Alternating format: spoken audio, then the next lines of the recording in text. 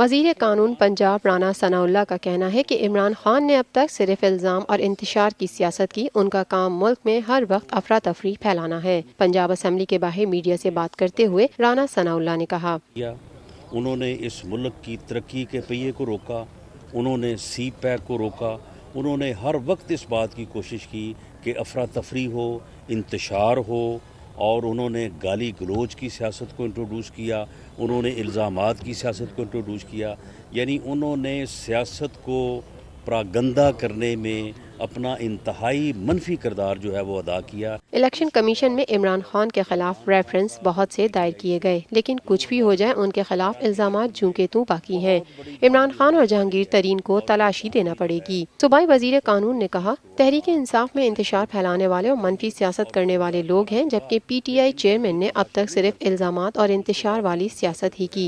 उनका काम ही यही है कि मुल्क में अफरा तफरी रहे। आइंदा के इंतखाबात में आवाम PTI को मुस्तरद कर देंगे। राना सनाउल्लाह ने कहा कि फौजी अदालतों की तौसी के हवाले से पीपल्स पार्टी को बहुत मनाने की कोशिश की और मुज़ाकरात भी किए गए। गुज़िश्ता रोज एतजाज़ अहसन फौजी अदालतों के हवाले से भीगी बिल्ली बनकर बात कर रहे थे।